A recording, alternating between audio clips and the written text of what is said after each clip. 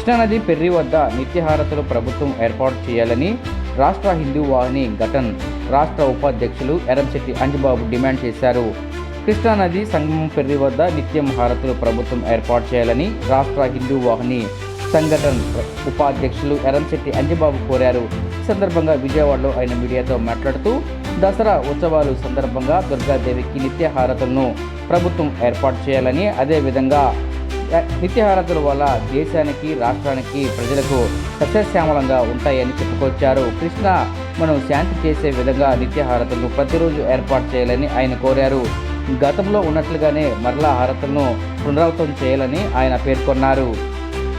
నా పేరు ఎర్రంశెట్టి అంజిబాబు, రాష్ట్ర హిందూ వాహిని సంఘటన్ రాష్ట్ర ఉపాధ్యక్షుడిని.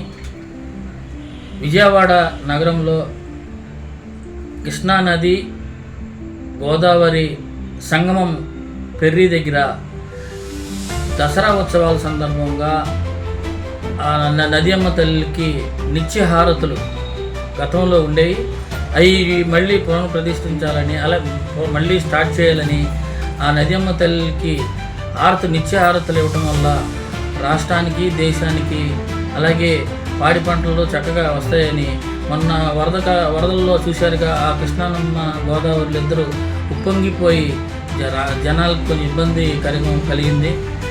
అది ఆ అమ్మవారు ఆ నదమ్మ తల్లికి శాంతింపజేయడానికి పెర్రి నందున నదీ సంగమం కృష్ణానది గోదావరి సంగమం పెర్రి నందున గతంలో ఉన్నట్టుగానే నిత్యహారతులు రాష్ట్ర ప్రభుత్వం వారు దాన్ని దసరా ఉత్సవాల్లో స్టార్ట్ చేయాలని మేము తెలియవచ్చు.